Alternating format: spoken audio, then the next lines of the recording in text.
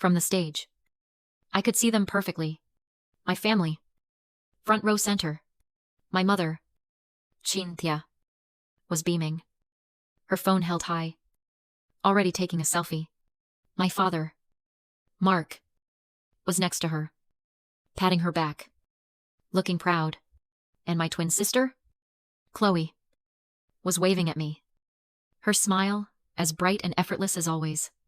They looked like the perfect, supportive family, thrilled to be at my medical school match day, holding a sealed envelope that decided my future. They thought they were here to watch me succeed. They thought they were just here to celebrate. They had no idea they were really here to listen. They didn't know the entire auditorium was about to learn how I succeeded. That their quiet, lifelong betrayal was about to go public. Before we dive in, have you ever felt like the invisible one in your own family? Let me know your story down in the comments. And tell me, where in the world are you listening from right now? In our family, I was the workhorse. My twin sister, Chloe, was the show pony. This wasn't a choice. It was a job I was given. I was born 3 minutes before her. And I think in those 3 minutes, my parents decided I was the responsible one. The strong one. I learned the difference when we were 6. I was climbing the big oak tree in our backyard, trying to see over the neighbor's fence. I went one branch too high. It snapped. I fell. Hard. I hit the ground and my knee split open on a rock. It was deep. The kind of cut that scares you. I limped inside, crying, holding my knee, leaving a trail of muddy, bloody dots on the kitchen tile. My mother, Cynthia, was at the counter. She turned around, sigh hid, and grabbed a paper towel. "Oh, Larissa, look at this mess," she said. Her voice wasn't mean. It was just flat, tired. She handed me the paper towel and a single Band-Aid. "Go to the bathroom. You're a strong girl. Clean yourself up." I went to the bathroom by myself. I sat on the edge of the tub, washing the dirt and gravel out of my own knee, biting my lip to stop screaming as the soap stung. I did it myself. I had to be strong. 2 weeks later, Chloe was sitting on the sofa, watching cartoons. She sniffled. One tiny, delicate sniffle. My mother heard it from the kitchen. She dropped what she was doing. My father, Mark, looked up from his newspaper. They both ran over. "Oh." My poor baby mom cooed, wrapping Chloe in a thick blanket. "Mark, do get the orange juice. Do you need a pillow? Are you cold?" My dad came running back with the juice and a thermometer. "You're burning up," he said, putting his hand on her forehead. She wasn't. I just stood in the doorway, watching. My knee still had a big, puffy scab on it. I got a paper towel. She got a throne. This was how it always was. Chloe was the show pony. Meant to be admired, protected, and displayed. I was the workhorse.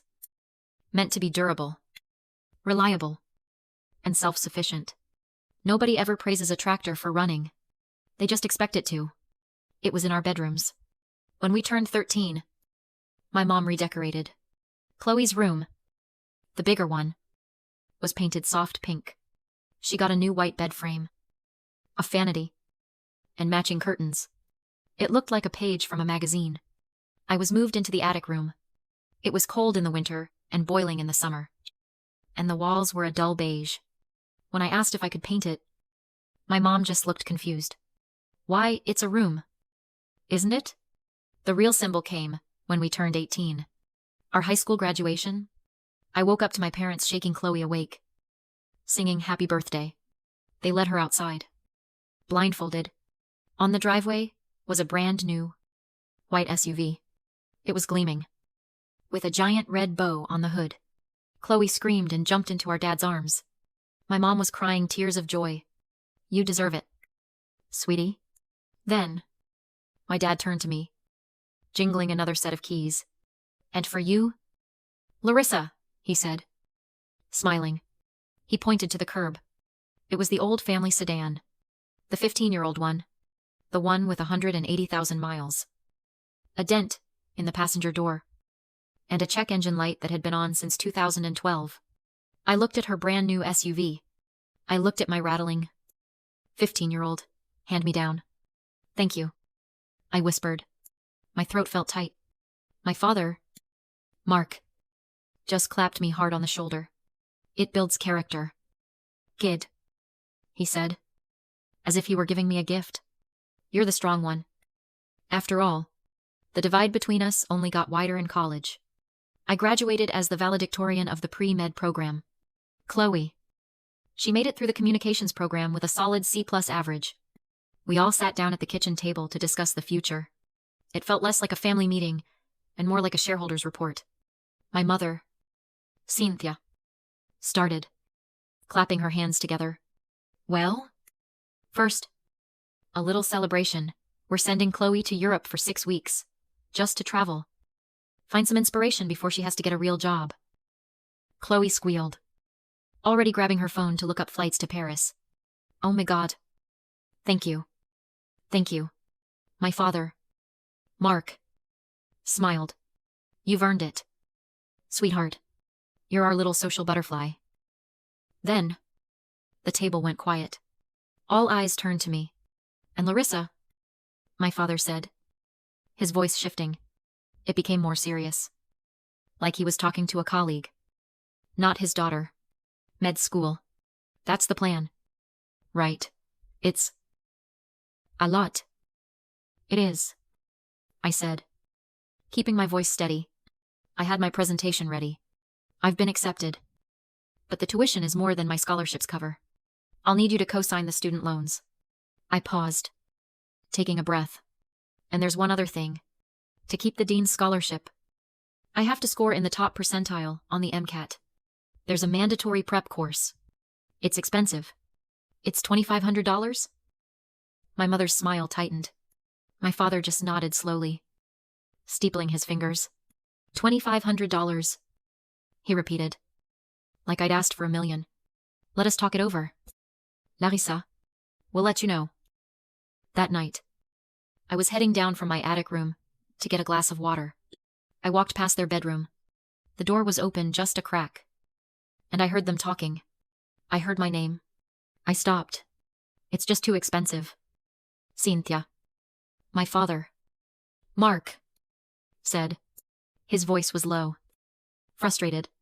Medical school is a huge risk. What if she doesn't make it? My mother sighed. It was a long, tired sound. And Chloe, she said. Chloe really needs that deposit for her new apartment downtown. You know she's no good with money. Mark, her image, her social life. It's important for her future. There was a long silence. I could hear the ice cubes clinking in my father's glass.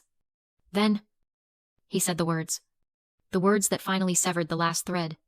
You're right, he said. We'll cover Chloe's deposit. As for Larissa, Larissa's smart. She's strong. She'll get scholarships. She'll figure it out. It's an investment, not a gift. I stood there in the dark hallway, my hand gripping the doorframe, and I finally understood. It's a strange and cruel thing that happens in some families. It's called parental role assignment. It's a psychological trap. One child is assigned the role of the needy one, the show pony. They are seen as delicate, creative, and needing constant support. Every normal effort they make is celebrated as a massive achievement. And the other child is assigned the role of the competent one, the workhorse. They don't call you this as a compliment. They call you strong and independent and clever as a justification for neglect. It's their permission slip to leave you alone. It's the excuse they use to absolve themselves of the responsibility of caring for you.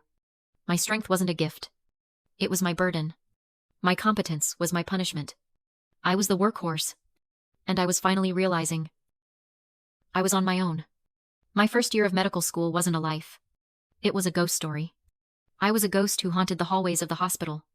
By day, I was a student, sitting in the back of the lecture hall, trying to absorb the complexities of human anatomy while my eyes burned. By night, I was an orderly on the surgical floor. I worked from 11 p.m. to 7 a.m. I changed bedpans. I restocked supplies. I cleaned up messes I'm not allowed to describe. I walked the same halls I would one day walk as a doctor. But I was invisible, breathing in the sharp, sterile smell of the world I was trying to join, but wasn't yet allowed in. On weekends, I had a second job. A phlebotomist. I drew blood for 8-hour shifts. My hands steady. My smile pasted on. While my feet ached, I ate ramen noodles in the break room, counting the $30 in tips. I was a machine made of coffee, adrenaline, and a cold, simmering rage. But the machine was breaking down. The MCAT was in 3 weeks. The mandatory $2,500 prep course. The one I needed to guarantee the high score to keep my scholarship was starting, and I didn't have the money. I was going to fail. After all of it, after the attic room, the old car, the double shifts, I was going to be kicked out of medical school because I was $2,500 short. I sat in my tiny, cold apartment, staring at the wall. I had one last, stupid, flickering ember of hope. The hope that if I begged, if I truly showed them I was broken, they would finally see me. My hands were shaking. I dialed the number. My mother, Cynthia, answered. Her voice was breezy. Happy. Larissa. What a surprise. We never hear from you. How's school? Hi. Mom. My voice was small. I hated it. School is. It's hard. Mom. I'm in trouble. Her tone changed. It was instant. The breeze was gone. Now it was ice. What kind of trouble? She snapped. What did you do? It's not. It's tuition. It's the MCAT course. I stammered. Shame burning my throat. I'm short. I'm $2,500 short. I just need a loan. Mom, I swear I'll pay you back. I can't do it. I'm going to be dropped from my classes if I can't pay for this. There was a long silence. I could hear the TV in the background at her house. People laughing on a sitcom. Larissa, she finally said. And her voice was so tired. It was the "you are a problem" voice. You're talking about money. Again. You know. Your father and I are very busy helping Chloe get settled in her new apartment. She needs us right now. You've always figured these things out. I can't figure this out. Mom. The words ripped out of me. Despérate. I'm going to fail. Please. I'll be kicked out. Then she sighed. It wasn't a sigh of sadness. It was a sigh of pure annoyance. Like I'd asked her to drive me to the mall in the rain. Listen, she said. Her voice suddenly very calm. Very clear. Chloe deserves the best possible start in her new life. She deserves our help. She paused, and then she delivered the kill shot. As for you, you just need to work harder. That's what you're good at. Isn't it? Click. She hung up. I sat there, holding the dead phone to my ear. I listened to the dial tone. I didn't cry. I didn't scream. The anger was gone. The hurt was gone. There was just a void. A cold. Quiet. Empty space. The little girl inside me. The one who had spent 22 years climbing out of her attic room, hoping one day they would finally look up and see her. She died in that phone call.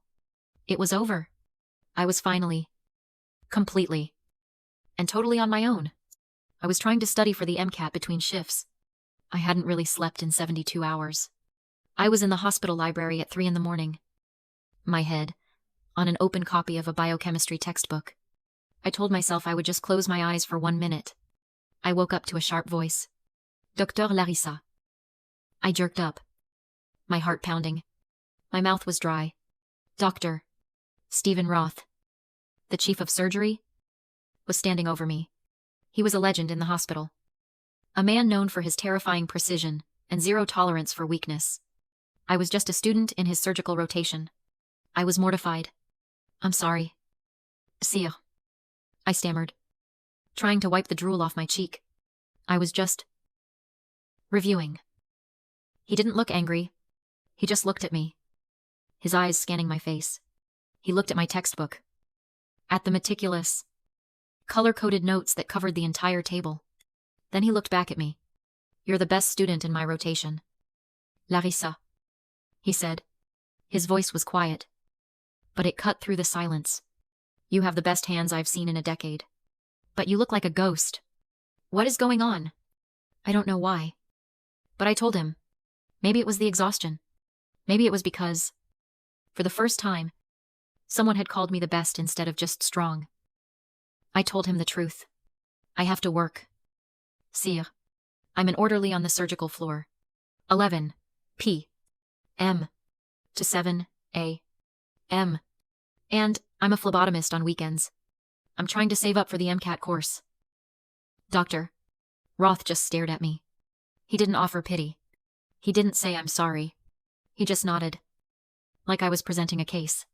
You're trying to be a surgeon. But you're working yourself to death as an orderly. It's a waste of your talent. He was quiet for a full minute. I need a research assistant, he said finally. It's boring work. Data analysis for a paper on aortic valve replacements. It pays less than your 2 jobs combined. But it's medicine. Real. Medicine. And you can do it on your own time. He paused. Stop cleaning bedpans. Larissa. Start using your brain. My office? Monday at 9 a.m. That was the turning point. I quit both jobs. I was poorer. But for the first time in my life, I was sleeping. I worked for Dr. Lee Roth. And it was brutal. He was demanding. Meticulous.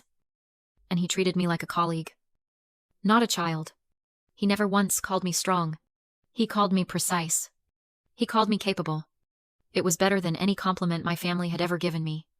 3 months later, I was in his office going over data. He didn't look up from his computer. There's a scholarship I'm nominating you for, he said. The Surgical Heritage Scholarship. Full tuition. Full living stipend. It pays off any existing student debt. The application is a nightmare. I just stared. Sir. I probably don't qualify for something like that. He finally looked up, and his eyes were sharp. This isn't a normal scholarship. Larissa. It wasn't founded by some corporation. It was founded by Dr. Feining. Heiress. The first chief of surgery at this hospital. He was a scapegoat. 2. My heart stopped. Dr.